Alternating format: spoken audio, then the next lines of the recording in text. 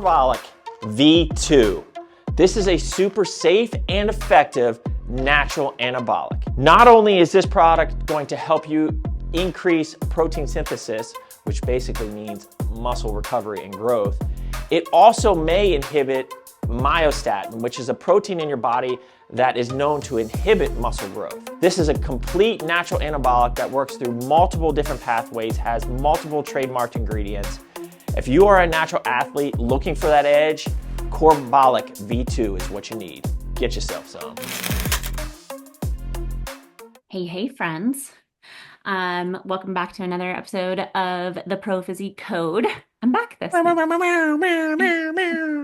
Oh, I listened to the beginning of last week's episode, and I felt the need to explain myself because I never explained myself to Steven, which I recognized was shitty. We didn't hang out in Breck because it was hard to get up there because we had a huge snowstorm that hit that weekend. He didn't let that part go. I was driving the whole Um, weekend and I'm from Florida. Okay. oh, I It know, was I know. fine. My concern, I-70 was great. I only saw one semi tractor trailer that was pretzeled up on its wrong side, upside down. okay? I saw one guy that somehow did that same thing to the U-Haul trailer, but his car was still fine and it was still attached to the hitch, Nice. and then I had one day where I just said F it and turned around and left because traffic was so bad. I didn't even want to F with it. Right, right.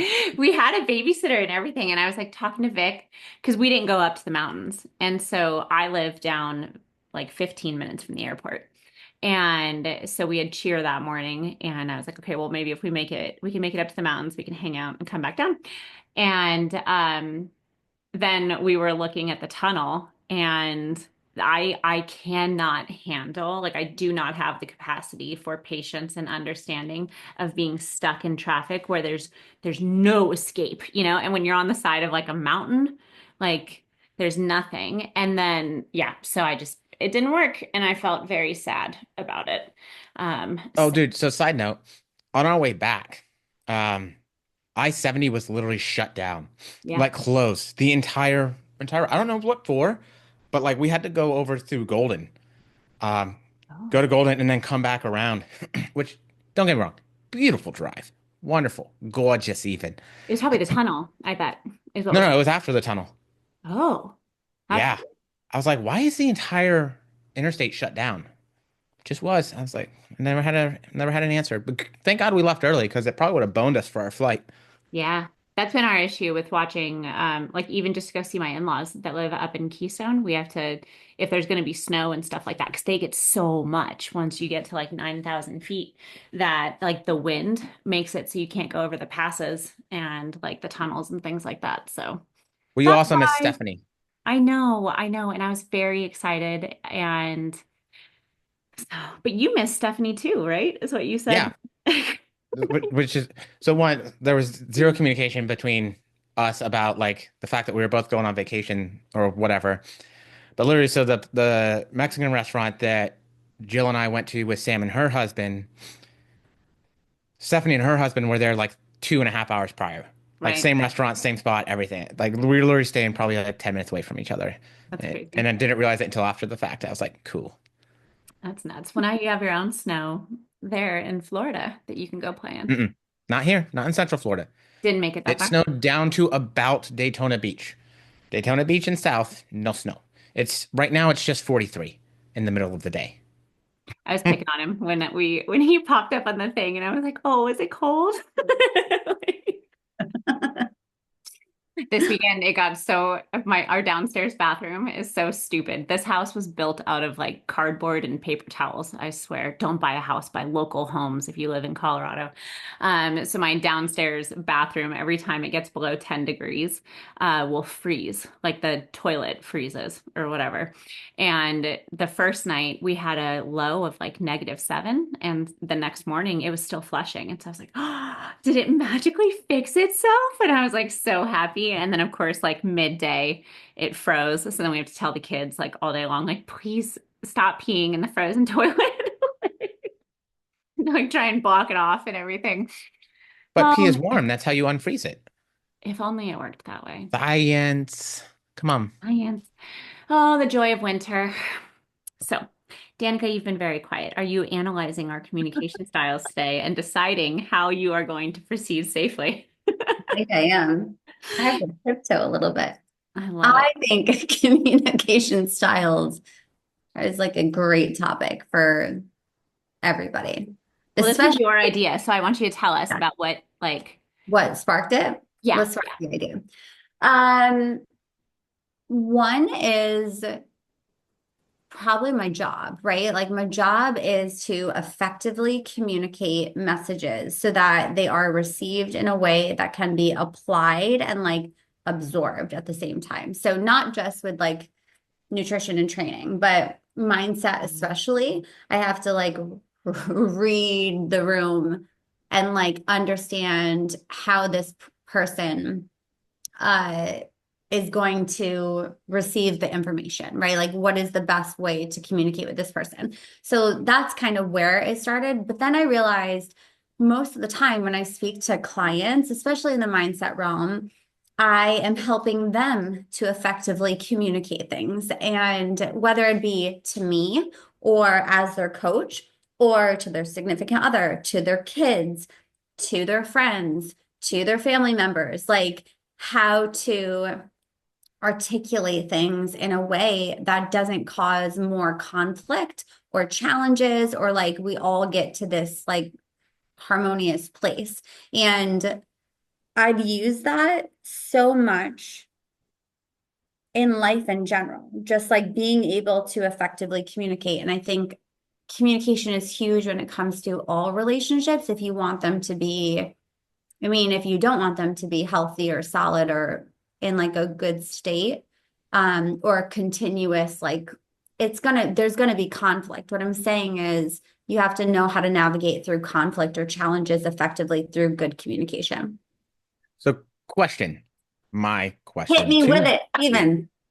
do you feel like that ability to have effective communication, and then we'll take it one step further, also to have productive conflict, right? Not unproductive conflict, but actual productive conflict, which everybody's like, what the fuck is that? It's like, yeah, I don't know anymore either. Do you feel like in your lifetime you have seen a change in people's ability overall to manage those things? 100%. And I Fuck also yes. think 100%. I think it is also this inability to emotionally regulate ourselves prior to getting into productive conflict, and or to be able to like note the areas that like it might rev you up a little bit too much. So to be I mean just effectively to communicate with yourself first to then communicate productively in conflict, in like great conversation, in anything. I do think that um I don't know what it is that has changed so much, but Really now? You don't well, know? no. I feel like heightened emotions are too often catered to and like almost like applauded a little bit too much. Like, oh, they're enraged. Yeah, let's all get enraged. And like that is applauded too much, or like the I emotional, mean, the like algorithm benefits, like that is what the algorithm is. 100%. Rage I bait. feel like it's just a little too, it's like too much. And then we realize that like this doesn't benefit us. Like this isn't effective. This isn't a good way to like have productive conversations, but everyone else is doing it. So then we like jump on the bandwagon of it. And I've even seen like my own husband change and shift in the way that he communicates effectively. Like his emotional like being will get heightened. And like, when did this happen? Like, why do we need to like get it to a state where like it's almost the volume is louder, the words are harsher, it's a sharper tongue. And that is not effective. Like it may feel effective, it may be applauded and liked more, but it's not ultimately like there is no, I've yet to see a positive outcome happen. I think some of it also comes from what I see more of as of late as I've aged in these 37 years of life that I've lived in this world is that people feel less in control nowadays. So they are either a winner and on the winning team, or they are on the outs and people are against them and they're a victim as well. I think growing up, I would see a lot of the people that I looked at that were adults that could be losing, but still felt in control. They still had that feeling like they had some sort of power or influence over what was happening to them or the things that were going on in their lives. And I think that there's been a huge shift away from that kind of like, I can do it. I have control over my life for a lot of people. I'm not sure exactly why that is, but I definitely see that in a lot of what people put out um, in my scope of view as well. Yeah, I could see that. I also think that maybe it's become more socially acceptable to be, 100%. yeah, But so I think that's in two parts, right? And I think like the poor communication style is amplified by this because if you used to be a really poor communicator and you got into an argument and you took it a little too far and somebody didn't like what you said, you got punched in the mouth. Now, I'm not saying it's a bad thing that less people are getting punched in the mouth all the time, Word. but I'll tell you what, if I know that I might get punched in the mouth, probably going to take a step back and I might have a couple extra thoughts about what I'm going to say before I say it and whether I feel like it's worth it. So I think, the internet has also, for a lot of people, it has removed consequences for a lot of the things that they say and do, or at the very least, removed immediate consequences for them. And I think that that's another piece of why people, I think, so often have ineffective communication because it allows them to be emotionally driven and feel like they have an outlet for that. But it really just continues to kind of perpetuate the problem because again, now if your communication is effective, we're just pissing other people off because we're pissed off and we're just passing it down the line. right.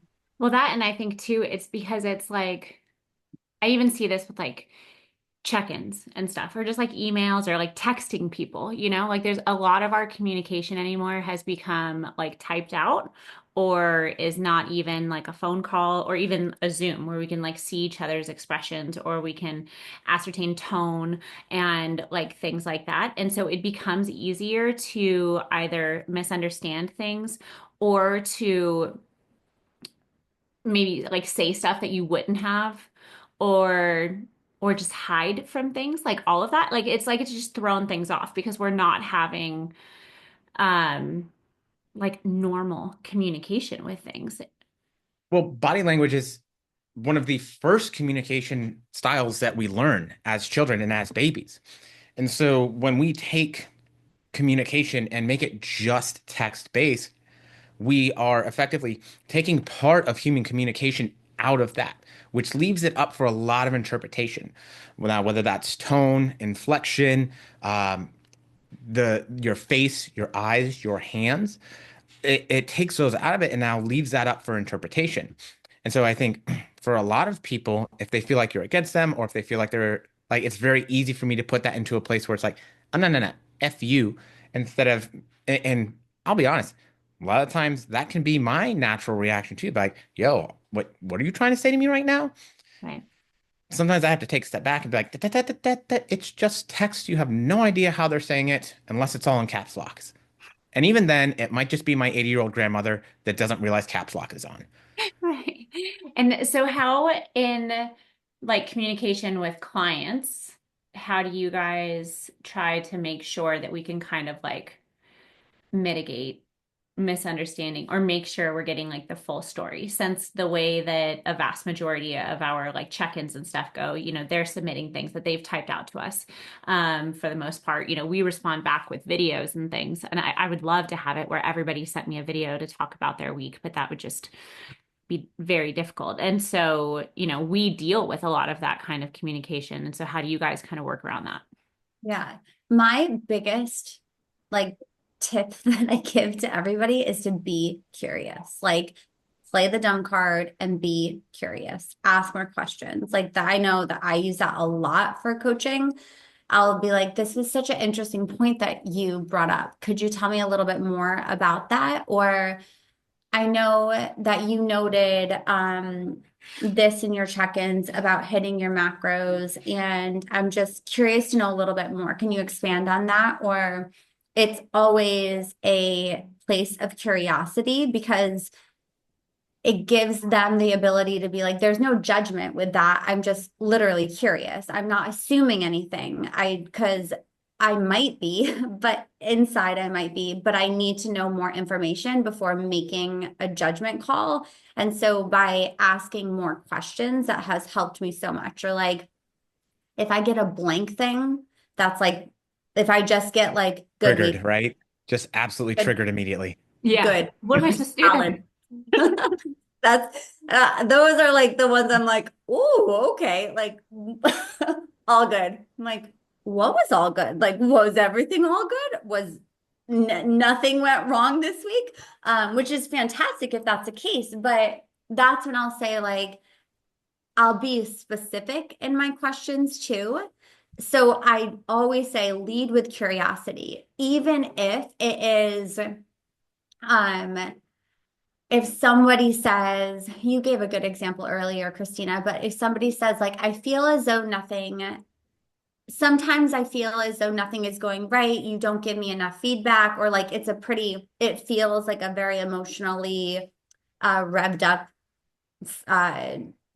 check-in, I'll say, oh, I'm so curious as how you would want me to respond right now. Okay. What response are you looking for from me? Or like, in what way can I provide you an appropriate response right now or give you support in what way? Like, put it back on them if I'm like questioning what is the best way to respond right now, like, or to respond to anything. So the dumb card or like curiosity in all situations. This is not just with like clientele.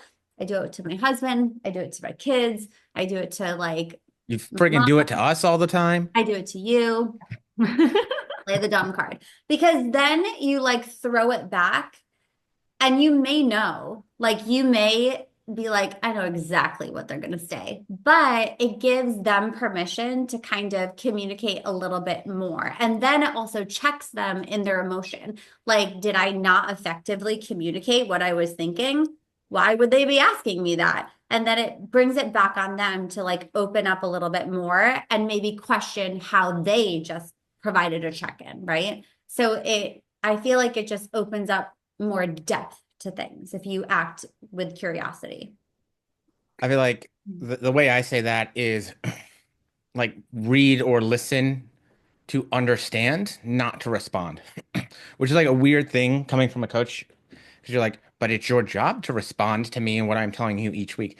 Yeah, but it's my job to respond to it when I've understood you or when I've understood what goes on. The same thing, I'll ask clients questions on a pretty regular basis, especially if I get very succinct check-ins where there's not a lot of detail or a lot of information. I'm like, really? Is that it? Like, what's going on? Um, like, how are things actually going? Right? You didn't say anything, but your fatigue is high. Like, what's going on here? How are we feeling with this? Because part of those details, especially as a prep coach or somebody who preps athletes for shows, competitions, whatever, you need to know those things because those are really important markers of how you should be responding. If I'm not getting good feedback from an athlete, I don't know how, like, if I can't truly understand that, I can't give them the correct response. And so I think as a coach, you have to be looking first and foremost to understand what's going on with the athlete. I'm 100% going to make judgments. It is what I do. I'm like, what do they, the non-neurotypical whatever is really great pattern recognition. So cool. I can see a lot of things ahead of time. I'm probably going to have an assumption and judgment, but I'm not going to put that into practice or play on you until I have enough information to really understand what is going on with you. Because sure, maybe a lot of the time I'm right, but I don't want that one time when I'm not right to be impacting somebody. Yeah. And so I think going into it with that mindset of I'm not here to tell everybody how great I am or to tell everybody how much I know or to prove a point or to do XYZ. I am here to understand you, what you're going through, your goals, and do my best to help you to pursue those. Um, and I think that sets the tone for the supportive environment that kind of fosters good and healthy communication in the first place. Because if I trust that somebody has my best interests truly in mind, and their actions and their words and their communication style back that up, I am much more likely to be open to what they're saying to me. To the very least, at least consider it, right? Even if I don't want to or I disagree with it.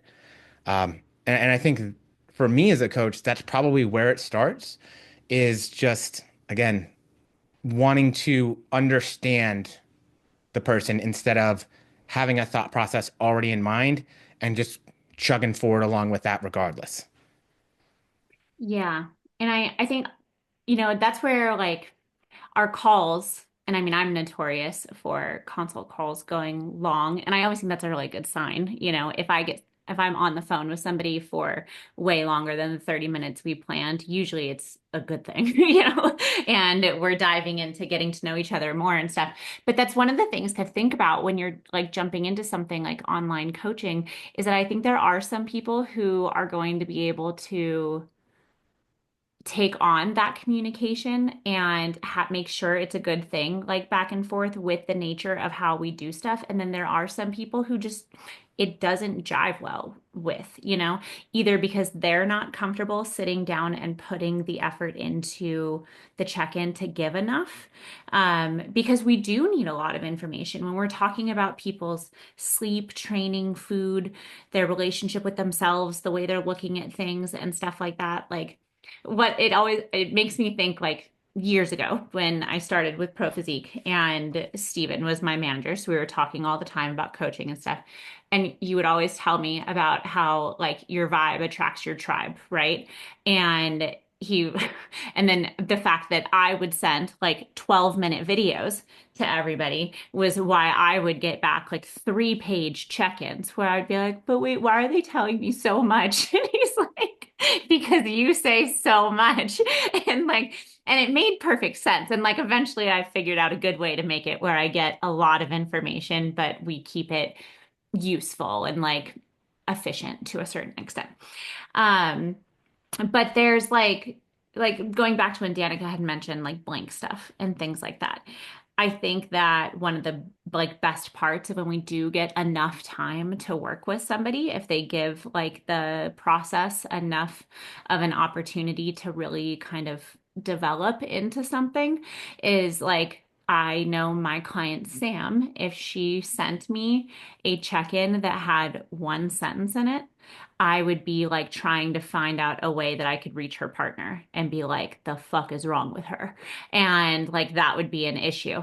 And so you get to understanding people, the tone that they put into things, like how much they're going to say, the things they're going to bring up and stuff, and you can start to pick up on it. And like if you have a coach who cares about you as a whole person, as opposed to just like, did you do the reps and sets that I asked you to do? And did you eat your protein? Like they're gonna want to look for that stuff. That's me, probably no. But so like it's an effort thing too. I think with a lot of this stuff is that you have to be willing to put the effort in to trying to make sure things are adequate and that you're explaining it well, and then trying to manage the fact that you can put tone into text still, like if you're putting the effort into it. I mean, for me, I am a massive overuser of the exclamation mark. It's going to be everywhere. If you get something from me and there isn't one present, you can figure out that tone. Like if you know me well and you don't get at least 2 in an email I send you, something's probably off. I don't ever get any exclamation marks from you. What the hell? No, I was you gonna get go the back on my crying check-in. emoji, the Yeah. Yeah. It's funny. I definitely had my Sam in prep one time last year, and she gave me one of those short check-ins with like not pretty much nothing on it. And I literally just called her. She's like, "Oh my God, what's wrong?" I was like, Yeah, that's what I'm wondering. Yeah, It's like, no, right. everything's fine. I was just busy. I was like, okay. She's like, you freaked me out.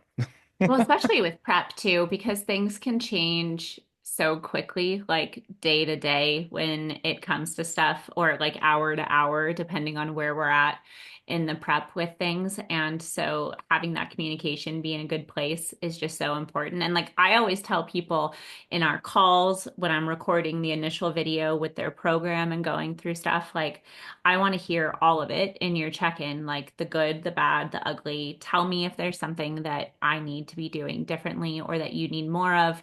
Like if you don't tell me, how am I supposed to respond to it? Because we're likely in different states. And so, like, I can't infer what's going on in your life if you don't tell me what's going on. And so, I can only respond to what's there. And like, we need the full picture. And so much more goes into it than just data. Yeah. I think communication is like underrated sometimes, which is really sad because when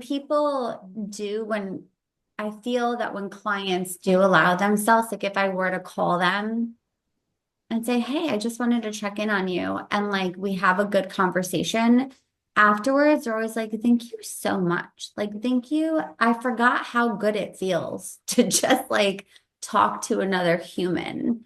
Um, Not via, at least I know that for myself, it does fill my cup if I'm able to like communicate with somebody.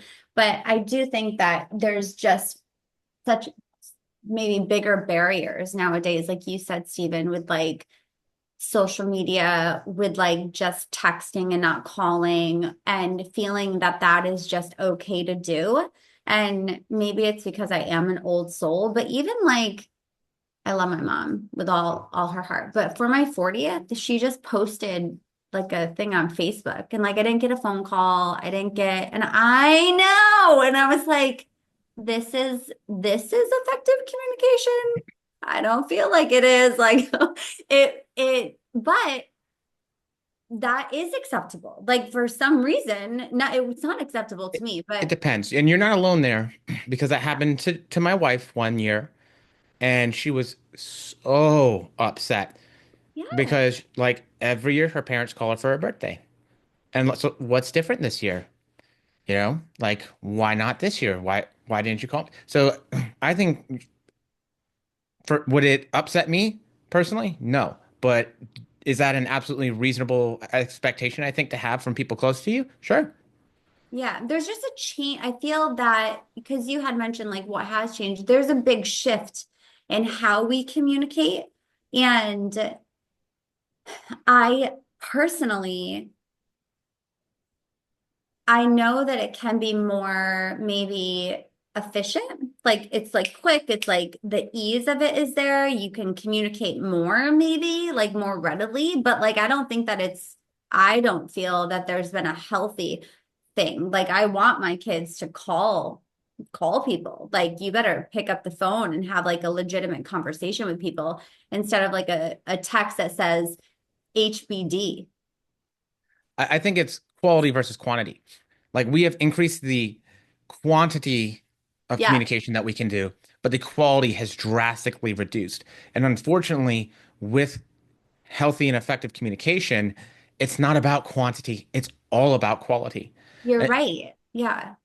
Like And I noticed that clients, maybe I have seen a few clients who like think that it's like, you mean that I can call you? Like I can step outside of the box of just this one way of communication? Like, yeah, yeah. Like, yes, that is acceptable for you to like reach out to me in another capacity to have good quality conversation. Like, this is appropriate and acceptable. You don't have to like, God forbid, you like use a phone and like you hear my voice. You can do that. yeah, and so I think, and this conversation reminded me of something I was watching yesterday that really resonated with me, and they were talking about why people tend to misinterpret people who are neurodivergent, ADHD, ADHD, autism, that kind of stuff. And they were saying that because people with those neurodivergences tend to be very straightforward, tell you exactly what they mean, very bluntly, um, directly. And because that's not how most typical people communicate, right? They kind of leave words in between the lines. There's stuff to be, understood without the exact words that were being spoken, that people try to read into what they're saying to do that same thing, but it was very straightforward in there. And the same vice versa. If I'm a very straightforward person, I'm like, this is exactly what I think. This is exactly what I'm trying to tell you. There's no ulterior motive. This is it. When somebody who doesn't communicate that way talks to me, I like that can be difficult for me to say, okay, I have to read in between the lines for what they're saying because they're not going to just come out and tell me exactly what they mean. They're going to try and paint the picture and I have to work on inferring, which to me is friggin' infuriating. Just tell me what you mean. But internet is a lot of that, Mm. right? You have to infer between the lines on a lot of these things. Just like if somebody texts me, I have to infer their facial expressions, their tone. Sure, again, there are some things that can do that, but HBD, are they like happy birthday? Or they're like happy birthday? You have to make that inference. You know what I'm saying? So that's kind of a social norm at this point, for better or worse. But it can absolutely make that communication style difficult based on who you're talking to. Yeah. It makes me think though,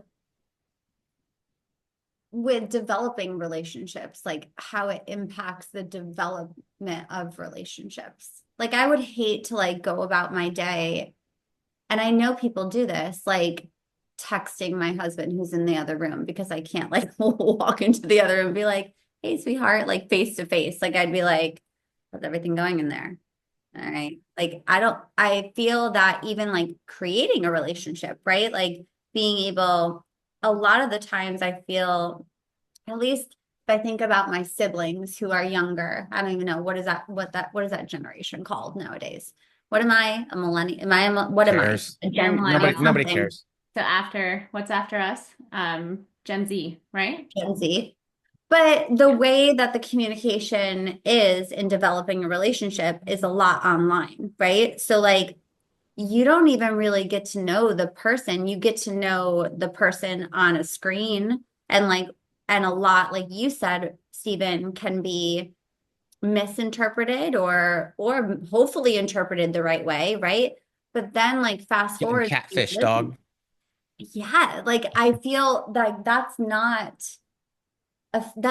teaching. Like then how do you handle productive conflict down the road when like you haven't even learned the dynamic of like how that person communicates, or what is their style of communication, or how can I like read their body language? Like you haven't done that. So then it sets you up for like a really interesting relationship if you really dive into it down the road. I mean, Christina, I you're too can't quiet. You even. go. What? I said you're too quiet. You go. I am. I'm just taking it all in. I mean, that makes me think about like dating in today's world. I can't Blech. even fathom it. Like, Right.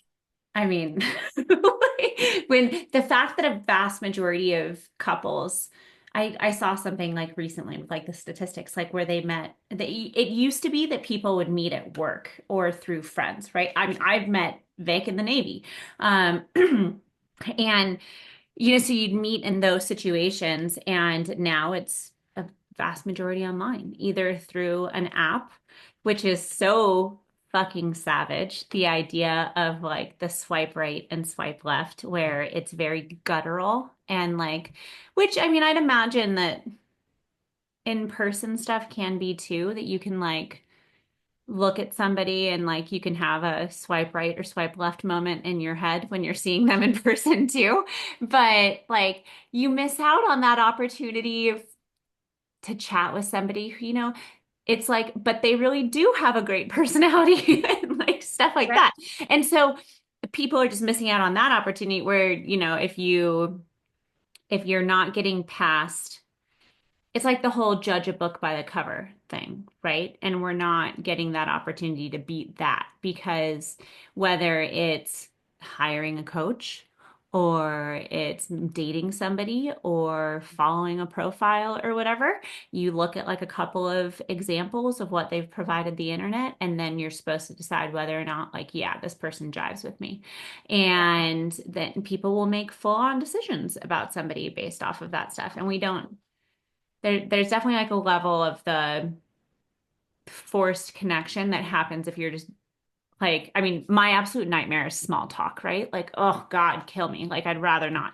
But like, at least with that, it does give the opportunity that it can grow into something else, right? Whereas like online, if you're just having small talk, it's real easy to be like, oh no, I missed your texts. My phone died. Like when you don't want to be a part of it anymore and like walk away from it or something versus being trapped in a conversation with somebody that has the potential to blossom into something.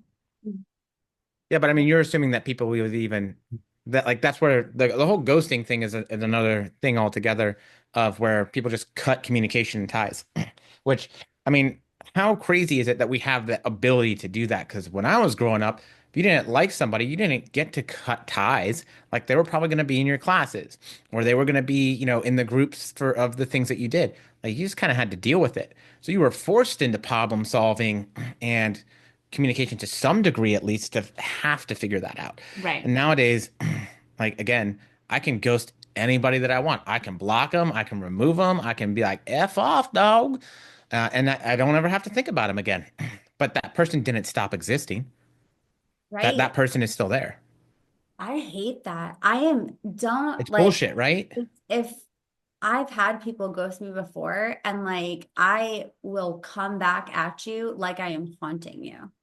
Don't ghost me because I will ghost you in a very haunting way to resolve that conflict that you thought existed because I can't do that. I'm like, why? What? Just communicate with me. Tell me, like, be straight up with me and say, I don't really like you anymore. And I think that we don't vibe. And I'd be like, okay, cool. Thank you. I appreciate your honesty. I wish you nothing but the best in the future. Kind regards. Yeah, but that would piss me off because I'm trying to make you out to be the bastard in that point. Okay. Exactly. And I'm I trying don't to do ghost well. you, and now you're forcing me into this Yes. conversation about my Yes. feelings, Danica. And I think more people, more people need to be able to handle that conflict, right? Like more people need to be able to have those tough conversations. Well, you We've just like brought up a lost great it. point, though. Handle the conflict. And Yes. that's the thing. That's what I think it really is that we have an issue of a vast majority of people who, because they can hide behind their phones, because they can spout off whatever dumb fucking opinion has come to their mind in that moment, and they can just type away or whatever, and then they can disappear, that they don't actually have to deal with the conflict resolution of a conversation face to face. They don't have to deal with somebody saying, I'm curious. Tell me more. Why do you feel that way? Why is this happening? And stuff like that. They can just say it and then they can disappear when it comes to stuff. And that is probably, I mean, I would say that's been something I've watched even happen with like my kids, because that's the funny part too, is like, I mean, they still have people they see in school and like things like that. So technically, they're still having to see these human beings and like have the same schoolyard stuff. But like kids have these conversations and stuff now behind people's backs on cell phones and things, and they're not having to, they just go create something different, right? They just create a different bubble or whatever. And now you're not part of that group chat or whatever it is. And it's never having to actually go and deal with that situation. And then that leads to just further, inability to handle conflict or disappointment or any of those negative feelings down the road, because it's like, okay, well, I can just avoid that and I can do something different and just not have to deal with it anymore. And it's just the entire like attitude of, I mean, and that goes back to the same thing of like, texting somebody for their birthday, right? Now, listen, if you send me an HBD for my birthday, you should have just fucking not. Like, if you can't type out the words happy birthday to me, like, get out of town. Like, I don't want to talk to you. That shit would drive me off the fucking wall. Yeah. I've been curious about this since you brought it up. Did you call your mom? No. No. Word. I no. I Way saw to what a way to beautiful, resolve the conflict, what a Danica. no, She what a ghosted her. so here's the thing. What a beautiful post. What a beautiful post she made. And I was like, oh, this is interesting. Maybe it was like just she wakes up at like 4 a.m. or Well, so that was going to be my point. If it was so early. she wakes up super early and like starts her day like 3:30, her alarm goes off, like she's up and at it. So she made it super early. And then I thought, you got all day. You got all day. This bitch wasn't born until 8:13 p.m. So like you have all day. So then nothing happened. I was like, is this for real? And then like the next day, I think she called and was like, how are the girls doing? I was like, stop. I You will. like the post? So I see her in person. Oh, I did like the post. I was like, thank you so Oh, much, see, I Mom. would have been like, I'm sorry. And like, I didn't see But I see her and I absolutely will because her and I had that relationship where like I can be like, Mom, are you kidding me? Like out of all things, I would expect my mother to like just say happy birthday. So yes, I will. But I will have the conversation, but still, it's ridiculous.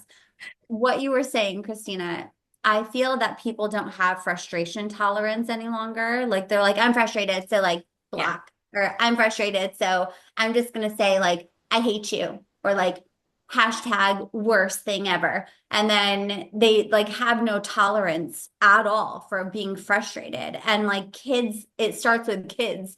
Like now, I'm like, if you are frustrated, good, good. Be frustrated because you're not gonna get it like just laid out for you on a silver platter for the rest of your life. It's not going to happen. So But have that. that's not the expectation for people nowadays. The It expectation for people nowadays is that they're always going to feel good, that there's always going right, to be that dopamine hit. which is ridiculous.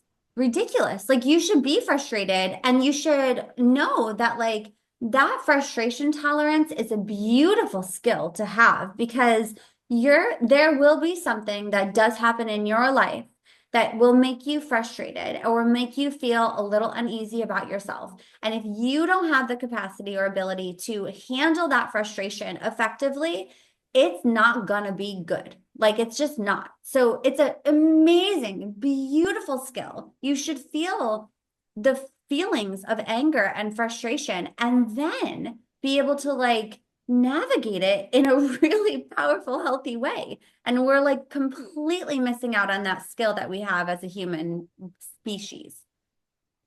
There's my rant. Passion. Yeah. And I think frustration is good because you should be challenged on things that you care about and or are passionate about at times. But we shouldn't be in a rush to get frustrated. That's where that emotional response comes in. And I think that that's where, current societal norms do us a disservice in terms of telling us that we should always feel good. We should always be happy. We shouldn't have people in our life that like some of my closest friends are the ones that absolutely call me out on my bullshit. And that's why they're my closest friends. I pretty much can guarantee you that if you never call me out on anything that I do wrong, I do not consider you anything more than an acquaintance because you don't have my best interests in mind. My best interests in mind means growing and being challenged in things as well.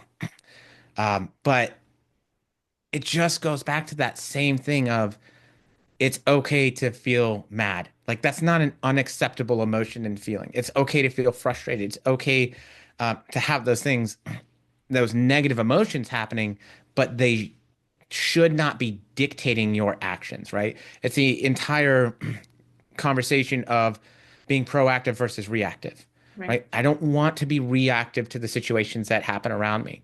I want to be proactive about pursuing the things that I find to be important or that I'm passionate about. There are going to be times where reactivity is required. And I think we see a lot of a failure of that, like when you see a video of somebody swiping a kid and a bunch of adults around just fucking watching doing nothing. Like, no, you're supposed to fucking be reactive in that point in time, okay? Um, so yes, but how are you supposed to figure out where that line is drawn? Like for you as a healthy, productive member of society, if you are so just unable or unwilling to feel those negative emotions that are going to teach you where that line needs to be for you. Well, that goes to like it makes me think of like grit, right? And then I feel like we're just in a situation where like a lot of people are not trying to purposely chase that as a characteristic and like that don't want to be tested and don't want to be put in uncomfortable situations. But like, how do you know what you're capable of in any situation, whether it's communication or how you're going to perform or how you're going to respond to things and stuff like that? If you don't get put in an uncomfortable situation, then you'll have to learn how to get out of it. You know, you're not going to learn that skill and the capability to do so if you just constantly avoid it. So I had a similar conversation with somebody earlier this week, and I was challenging them on their wording because like I don't want to be uncomfortable. It's like no. Stop thinking of it as uncomfortable. Thinking of it as being challenged. Right. Because a challenge is typically a positive thing. It is something that you overcome, and it is something that we look at differently. We perceive it differently as an uncomfortable situation. Uncomfortable situation, simply only negative outcomes. Nothing good is going to come from that. A challenging situation, we have the ability to overcome and adapt and create a success in that. And so I think that is one piece of that where we shouldn't look at it just as an uncomfortable situation, but as a challenge for us to overcome in some of these things as well. Yeah. Semantics, I know, but whatever. And also, what a great opportunity. Like, there's usually opportunities that exist within those like challenging situations or maybe conflicting points of view or whatever. Even if I were to have like, I always say, so say if a client leaves me, right? And is like, this isn't working for me, it makes me upset, angry. Like it is uncomfortable. It doesn't feel good, right? But what a great opportunity for me to say, could you, thank you so much. I appreciate that. Could you provide me some feedback and what I could do better as a coach? And because that personality may come up again down the road and I need to adjust accordingly so that maybe it's better down the road. So to see those like uncomfortable moments or like the friction or like frustration as a opportunity of something could, maybe it doesn't, but the most often will be an opportunity in some capacity or another. So I also think of it as this interesting, like, you know how like they're always like, oh, well, we want life to be easier for our kids. And like now life is too fucking easy, right? So it's almost like, wow, isn't it such a beautiful thing that we've progressed enough as a society where we can say, you know what? I really just don't want to put myself into this uncomfortable position. You know what? I really just don't want to have to do that thing. Because you go back, what, 1920s? Like, you didn't have those same abilities and conversations. Even go back further and further. Like, no, it was either you did shit or you died. And sure, there still are some situations like that. And in other parts of the world, there are plenty of people that that is their life. But like the fact that we get to make that decision, like how wonderfully lucky are we to live in this time where we get to make that decision and can be like, you know, I don't fucking feel like going to work today. I'll just get a new job. That I have to, you made me think of this. And this is such a big conversation in my family dynamics. My my dad remarried and then had two kids, and my siblings are all younger than me, but they have all, Danica, don't get too into it because if we I start know, telling stories again, it's I gonna am. fuck the Gonna video be, and it's not gonna work it's a and lot. it's just gonna be a waste of I'll time. keep it short. I'll Sent keep it you a video of me showing you that that was corrupted, right? Like I did not censor us. I will make sure the universe appreciates this. It's still recording. I can see it. Recording. So they both like my brothers, and they're what, 35, one just turned 30, and then another one is 23. They moved back with my dad because they were like, this is going to be too hard financially. I'm going to save a bunch of money, and like we can't like afford another. My since then I've like pushed them out, but it was all because like what a great opportunity, right? That you had parents that will take you back in. I think that's a beautiful thing. Like what a cool thing. But Matt and I have said over and over again to them, you are missing out on like growth. like growth, like opportunities of growth, because you are just saying, I'd rather be comfortable. I'd rather be comfortable. I don't have like an enormous amount of money saved, and I can't just like fall into a nice house, and like you're missing out on such great opportunities through those challenging times, like in the years, right? You have to, I do feel like it's too comfy cozy, where then you miss out on the opportunity of like frustration tolerance, effective communication. Like you don't get those skills because things are just comfy cozy. For Right. sure. And let's be very realistic here. Living out on your own is not cheap. I rented a No. house 6 years ago right before I bought this house. It was $1,400 a month for an 1,800 square foot house. That same house is almost doubled in rent price in the six Yeah, years. So like I can get that. I get it. Your point is absolutely valid. Like, but I don't want people out there being like, look, financially, we get it. It is so quite a bit harder to keep things afloat nowadays than it was even 10 years ago. I remember when I first moved out, I was splitting an apartment. It was a 2 bedroom, 1 bathroom up in Ohio. It's like $530 a month with like heat and water included. Like it was nothing, you know? So like But I y'all, mean, I've given my siblings the same shit because like I finished college in 2008, right as the world was ending, the first time for us, and you couldn't get any jobs and everything was expensive and fucked and all of that. And the options were like everybody I went to college with was either moving back in with their parents so that they could go waitress until they could maybe find a job or something like that, or they were going to grad school and they were just going to continue and stay in school and things like that. And I sure as fuck wasn't moving back home. That was not happening. And nobody was offering to cover the bills for grad school. And so I joined the fucking Navy. Like that was why, because I had nowhere else to go and I needed something to pay the bills and I needed something that was mine. And I mean, not everybody needs to go run out and join the military, but like I've been telling my baby brother for a million years who hasn't figured shit out that that probably would have been a good thing to do. And because of that, and like that's, so Vic and I wound up meeting then and we got married super young, which a million people tried to, we got married at 23 and everyone was like, oh, this is such a bad idea. Life's so hard, blah, blah, blah. But like, then we did all of that together. Like we were fucking broke together when we bought our first house. It was like 1,100 square feet. And I remember, oh, our mortgage was a gorgeous $1,050 per month. And ooh, back on that now, ooh. like, man, I wish we hadn't sold that house when we did. Like the ways I wish we had held on to it.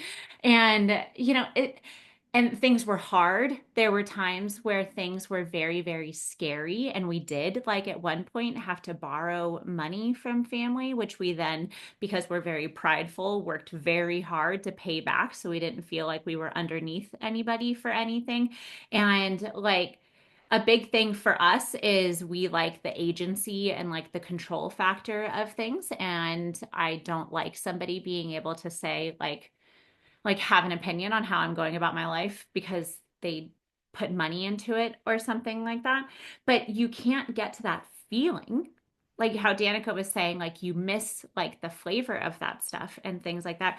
You don't get the end result of how good it feels to say like now, Vic and I are in a much better situation. We even talked about how like parenting with the 4 kids has been so different because so they're basically in pairs. Riker and Cora are 2 years apart from each other, and they were first. They're 11 and 9. And then we have Ben and Claire. There's a 5 year gap between the two pairs. Well, in that amount of time, like we had Riker and Cora while we were active. Well, Vic was active for a bit of it, but like while I was active duty, we had both of them. And so we were still in the Navy. We were broke. He was back in school when we had Cora. And so we were single income family, and it was just I was an E5 in the Navy. It wasn't amazing. And then, we didn't have Ben and Claire until we had moved out here to Colorado. And he became, the 6'5" guy in finance, green eyes instead of blue. But like world's completely different now. And we can do things like they're just in preschool for the fun of it and like stuff like that.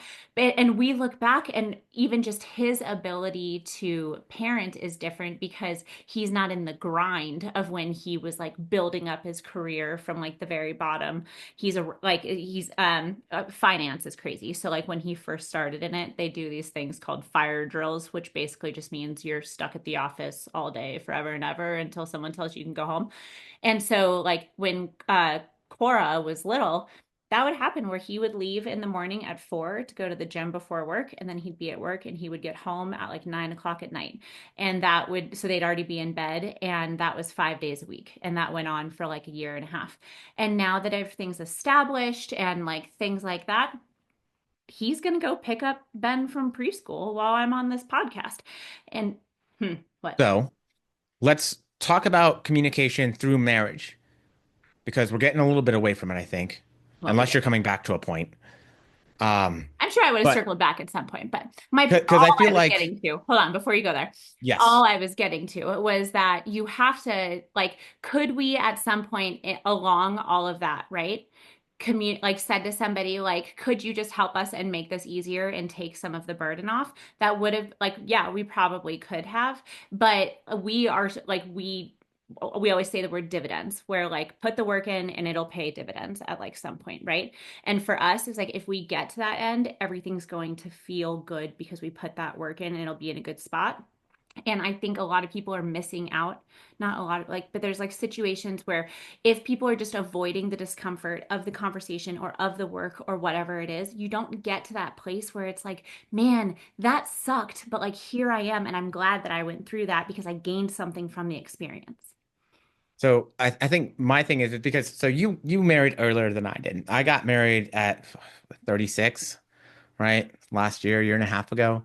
Um, Marriage is this very awkward, weird, exciting challenge of being able to communicate while growing together, right? Because nobody stays the same person forever. Your viewpoints change, your life circumstances change, all of those things change.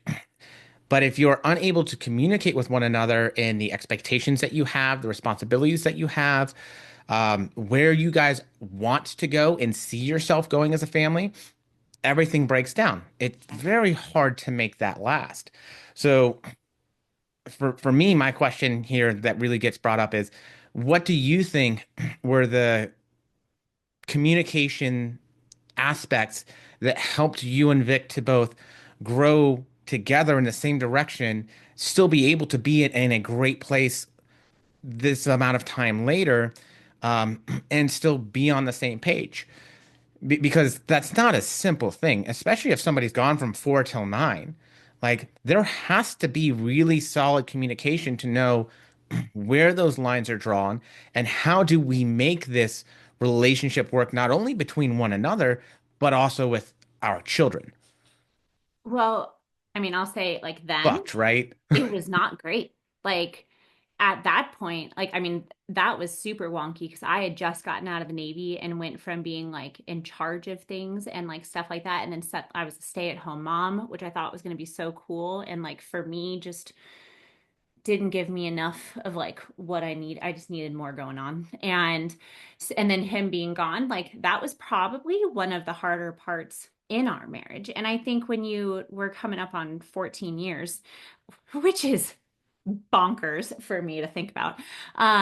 But it definitely is something that I think the longer that you're married too, it's easier to get lazy with that stuff. And you assume that the same communication style can work as things evolve, as work lives evolve and stuff like that. Like this summer, he, for the first time, had a company where they were like, you know what, we're just going to fire everybody. So, you know, like, fuck off. Bye. You're all fired. And like a private equity company just like cleared house. And that was terrifying. Like, he's the breadwinner. And like, everything's fine now. But like even going through that where dynamics shifted and stuff like that, we have to stay flexible in the way that we are handling conversations and dealing with stuff. And I think it's easy when you are in an established relationship, whether it's friends or it's family or it's your spouse, whoever it is, like you do have to you have to know that things are going to evolve and to shift and be open to having a new way of communicating that kind of stuff. Because otherwise, like that's when you get into fights, or that's when things get stagnant, or somebody is going to say, like, well, I don't feel heard anymore, or I don't feel like you're asking things anymore. Like you have to be on your toes with that, and you have to be curious, like Danica's saying, and like dive into things, or stuff's going to get missed. Because I think it's too easy when you have like, I mean, Vic and I talk about each other like we're like literally like two halves of one whole. Like everything that I'm missing, he balances, and like we do that really well for each other. But that doesn't mean that it always works out super well. Like we literally just the other day were talking about how like the way that he handles conflict, he is my guy to perfect example for communication. If something is wrong and we have to call and deal with a situation, something as stupid as like a hotel room or the kids' school. Riker came home and told me that his teacher has been taking his snacks from him. If we send more than two, they take whatever over two and hold it on their desk until the end of class and don't let him have it. I instantly went from 0 to 4 million and was like, I'm gonna walk up to that school and I'm gonna fight a bitch. And like, and I was, oh, I was so mad. And the funny part is Riker is sitting in the car, like dying inside. And he's like, Mom, I just really don't want drama. And Cora's in the back of the car, like, yeah, Mom, you should call her. So I called Vic and I was like, I need you to send an email because this is the situation. And if I even try to type out this email, oh, she's going to know my tone. And like, we have to give her the benefit of the doubt and like get her side of the story. I don't handle those situations well. And so later on, we were talking about stuff where I was like, I can be the person who flies off the handle and who is just very like, rah, like with stuff because you are the person who takes a beat and takes a breath and then fixes it for me. Like, and who can be calm with that kind of stuff. And so, like, over the years, we've learned that very good balance. But I mean, with each other, you know, like it will do that to each other and it doesn't fly. And so, and especially with kids and everything we have going on, and then work, and like we both have like crazy schedules. Like, Danica, you had mentioned the texting each other in the house and how that's weird. We do it all day. Because he's down in the basement and I'm up here, and we've right now Claire's in her room napping, but like we'll have two kids at home all day with us, and we're constantly trying to juggle, but we can be home together and not run into each other for like 7 hours. And so we've had to figure out a way to make that stuff work. And you do have to be like flexible with it, and you can't get just too like set in your ways and just like this is how I deal with stuff. And bringing it back to clients, right? Like it breaks my heart so much when I'll get a check-in from somebody where maybe like the week prior they did send me the one line check-in, or even worse, they didn't say anything. They just filled out the data. They sent me a blank check-in, like, here you go. And then the next week they'll be like, well, you know, and they'll explain everything. This is what was happening, and like this and that. And you have to dive in and like figure out the approach for the best way to kind of to like pull that stuff and figure out with the person how do you get to where you need to be with that. And ugh, I just went on a whole rant and lost myself in that circle. So Danica, take over. But I feel like that's reasonable because people have to feel supported and encouraged in their endeavors if they're gonna share things with you. And so the same way in communication, the best way to foster good communication is to foster that kind of vibe of I support you. I want to be as close to the same page with you as I can possibly be. I want to make sure that we're like doing the right things together, and so that they can actually be comfortable to communicate with you too. Because fostering good communication is not just about how I speak to you. It is also about how I receive what is being spoken. Yeah. Do I you think guys, another thing, oh, sorry. sorry. I think another thing people should also consider when speaking with each other, even with coaches and their clients, is where else or like what is the most abundant area that that person communicates. So for instance, if I am dealing with a client that's a lawyer, their communication style is going to be very conducive to that style. And so when they communicate with me, I might interpret things a little bit differently, right? So I might be like, whoa, like this is, or if like I have one client who just went on this like mission and like she, her style of communication, like the amount of emojis that she has used with me is like intense, like hearts, flowers, like fantastic. But like this is like what she does in her life. Yeah. So that is something I think that people should also consider because when they are transferring over into a different environment, you have to remember that like they it's really hard sometimes. And I'm speaking out of like personal experience, but like when Matt talks like in his work environment and then transfers over into his home environment, the work environment communication isn't applicable in like the home environment. Like that's just not going to work.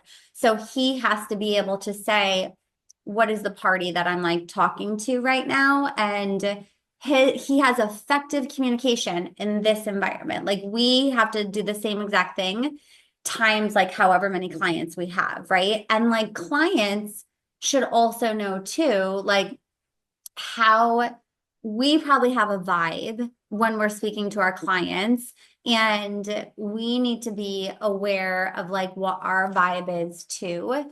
It's just important to know like where that person's coming from. And then you can have effective communication when you know like, oh, that's a police officer and this is how they communicate every single day. I think it's also about finding common grounds, right? It's like Right. I've coached multiple lawyers, and then literally one of them this week was like, "Hey, can we do this, that, or and the other thing?" And I was like, if we were to do that and take into court, they would call that negligence, possibly even gross negligence. They're like, "You got me, counselor." I was like, Gotcha. "Yes." If I'm Right. talking to a financial person, I'm probably going to talk about ROI. You Yes, know, yes. I want to try and take whatever subject and whatever I'm trying to communicate and put it into some delivery method that that person is going to understand. You know, like Mhm. if I'm talking to a musician, there's a difference between a major and a minor scale and how they feel sound wise, right? Like, man, I had a real minor scale kind of week. Musicians are going to be like, oh, yeah, I know what that means. They're like, yeah, it was a real, it was a real 135 kind of week. Like they're going to know, they're going to have an idea. You guys are like, what the fuck are you talking about? I was like, it's parts of the scale for the root notes. You're okay. That's a lot, right? Um, but like, so you have to really, to be a great communicator, also be able to experience or have experienced enough things so that when you get into these situations with individuals where maybe you don't necessarily have the most in common, you are still looking for the things that you have in common so that you can have those kinds of home bases to go back to say, aha, I know how to get my point across because they do this, I do this. I know exactly how this feels when this happens in that situation or in that realm. And so I can explain this same thought process or feeling through activity X or interest Y or whatever it might be. And that just comes to like having a conversation with somebody. Right. And you can And also ask if you are ever like confused or like how I think I said this in the very beginning, but like how would you like me to respond to that? Like in what way would you what would be a best response for you in this situation? Um or even I, asking them to like be like, hey, I don't know that I'm properly understanding what you're telling me yeah, or asking me. Can you try and explain it in a little bit different way so that I can understand it better? yeah, absolutely. I speak to my husband in like 10-4 copy. That's it. I could have sworn you were going to say, I speak to my husband in riddles, only And troll riddles from under the I speak bridge. to my husband in rhyme. No, him and I I want have you to do that completely one day different for a whole communication. podcast, see if you can rhyme everything. Oh my God. Our communication styles are like very, very, very, very, very different. 100. I am like, oh yeah, I'm so different than he's black and white and I'm like every other shade of color. I feel Yeah. like Oh, I'm so pretty it's like talking consistent to across us. the board. So Like it's talking to you guys. I was thinking about that as we like started this, like in the different like worlds I wander in my life. I feel it almost gets me in trouble that I'm very consistent in the way I communicate, like everywhere. Like it's a problem for me at cheer with like kids when because I can't be like, fuck guys. And then like, oh, you're not my children. I'm sorry. Like, like my kids are used to hearing stuff and I have to, speak to other people's children like a certain way. And I mean, there's sometimes where I feel like even the coaches, like they've just gotten used to me. And when we get new families that meet me or whatever, they have to be like, oh, that's just Christina. That's just how she is. And I've been lucky enough, I think, that when it does come to coaching people of like such different, I mean, I've got men and women on my roster. I like from all walks of life doing all sorts of different things and stuff. And I think it does just come down to you have to have that desire to get to know the person that you're talking to, especially if it's persuasive communication, right? Which is what we're working in. Like we're trying to convince people to do something. We're like handing out instructions with stuff and then trying, especially if they don't already know how to do it. Like prep is kind of like one thing. Like you assume that person pretty much has a lot of it on lock, and then we're just giving like essentially orders to execute upon, and then they just go do it. And I don't make that assumption anymore. I mean, yeah, you can't all the time for sure. Yeah. But like with, lifestyle and working from people who have never done some of this stuff before. I mean, down to cues. Oh, fun. Actually, so Vic is like the hardest person for me to explain exercise cues to. The way that I explain things does not vibe with him. And then I have to dig like so deep with like, so he's got a diastasis from like powerlifting and stuff like that, like back in the day. And he gets like bad coning. And so we've been working over the years on some exercises to help him like reconnect with his deep core and to try and make it so that he doesn't have like discomfort while he's lifting and stuff. And so I would be trying to like work him through some of these exercises, and even just something like explaining how to like tilt your pelvis like a certain way or whatever. He would just be like, what does that mean? Like every time I would give like a okay, well, like go up against a wall and then I want you to do this and like, do you feel that? He's like, no, what do you mean? And I would get like 7 examples in where I'm like, I don't understand how you don't understand. Like, but you have to get good at that kind of stuff, especially in like a virtual situation where we can't like put hands on somebody or stand in front of them and do stuff. And then you come up with like some kind of like funny ways to go about like how to explain stuff. And you just have to figure out like how to break it down with somebody. And I mean, I think for me, it has been easier that I'm just very consistent. I think most people, if they're going to have a conversation with me, they pretty much know what they're going to get. If they've like listened to the podcast or seen me around or something, I'm pretty consistent in my approach and like how I'm going to have conversations. But I think that's made it so like I don't feel like I have to shift personalities in like one situation or another. Like I won't waste effort on that, but in finding ways to connect with somebody differently or try to find those little things, like that's where I'm like, okay, well, I'll put the time and effort into that thing to try and get to where I can say the right thing in my weird Christina way that makes the light bulb go off.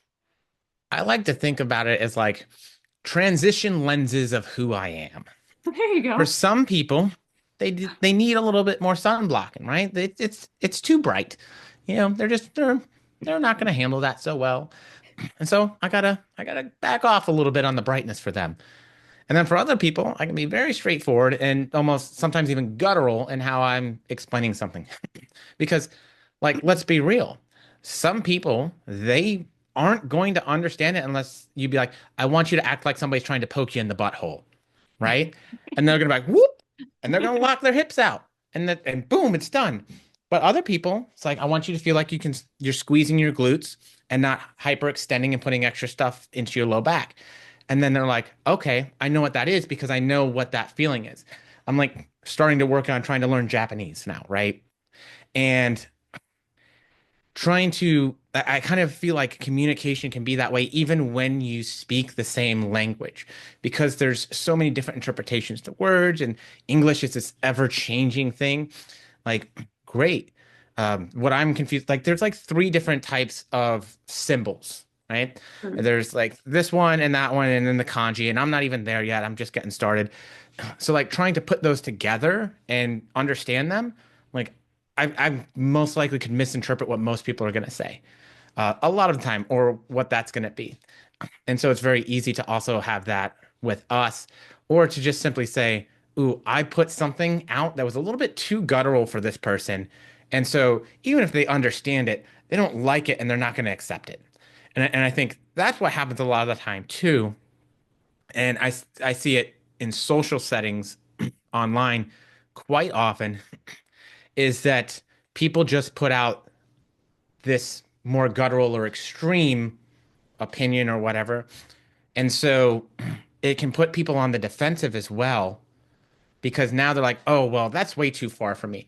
Maybe if I could have met you in the middle a little bit, and I could have been like, well, I can justify it in my mind, or I can feel this way about it. Like, that would have been something that would have created an ability for us to have a conversation about it that was accepted, and not one where somebody was put automatically on the defensive. So I mean, yeah, it can be hard, but you have to be able to throttle what you're saying to people sometimes. Yeah, absolutely. Word. Communication, healthy communication. We should all kind of go back and take that course. Danica's like, F this, I gotta go pick up my kid. I'm out of time. Let's go. I have so much more to say about communication because it's like my jam. I'm always trying to figure out what language people are using, even if it's supposed to be English. Well, we didn't get her to explain how Danica said at the beginning that sometimes when Steven and I get going, probably because the fact that Oh, we are more guttural. yeah, And because just you like, are more. Yeah, you're so like my interpretation can sometimes be like, I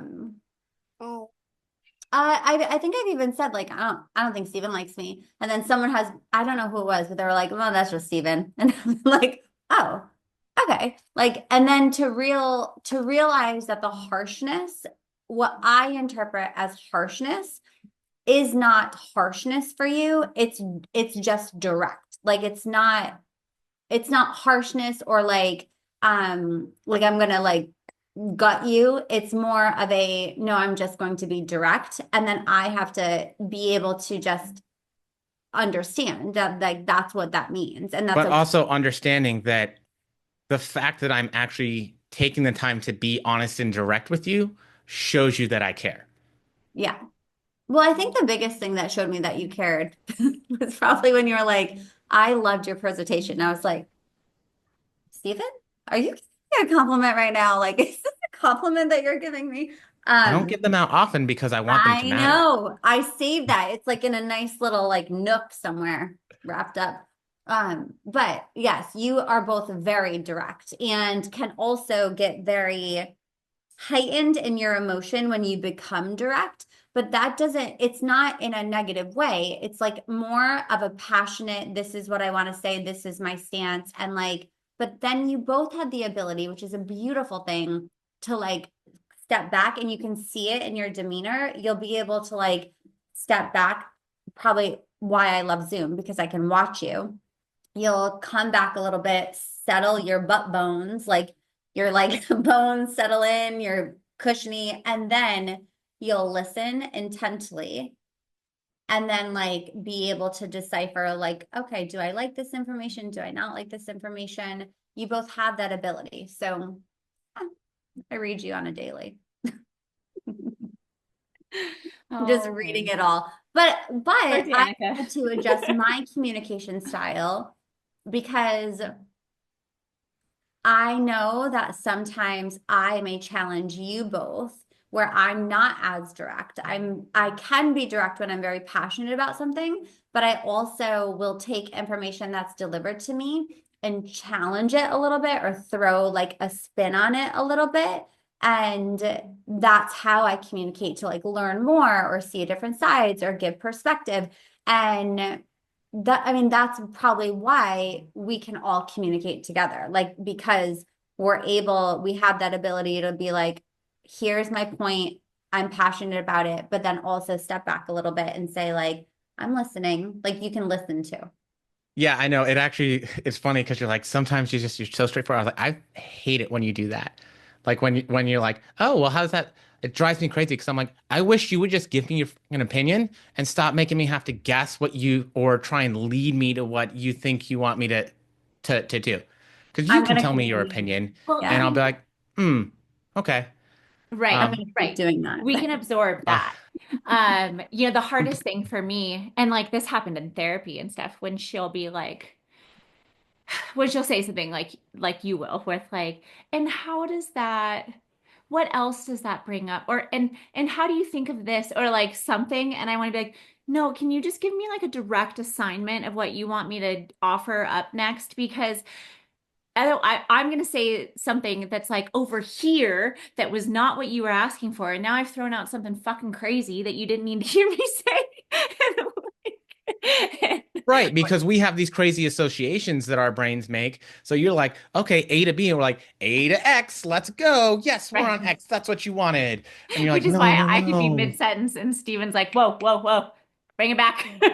Like, I'm like, Ugh. wait, I'm on a different planet now because I have like, now I'm like 4 conversations ahead where I'm like, wait till we get here. So poor Danica got lost in the mix of Steven and Christina's brains. I We still love it. appreciate you, Danica. Oh, of I, course. No, she challenged it.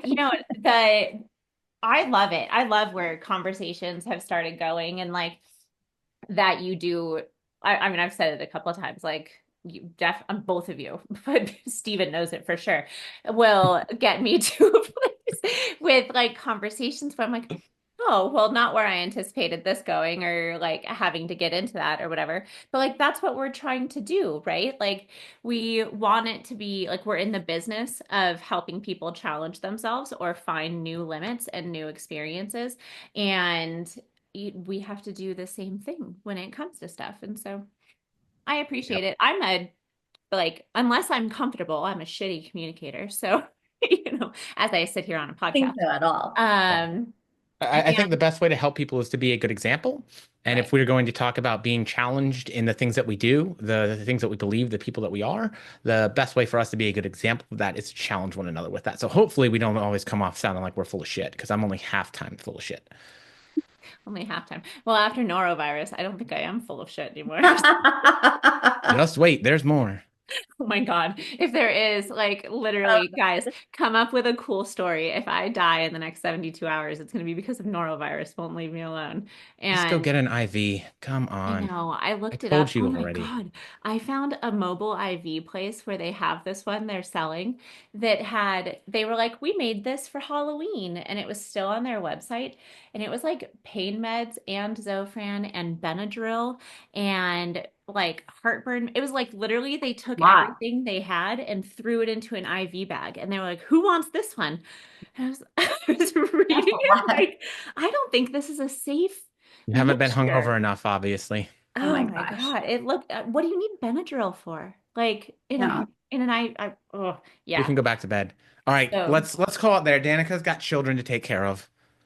I go can get see the her. stress welling up within her. Go get her. All And right. we will talk to you guys next week.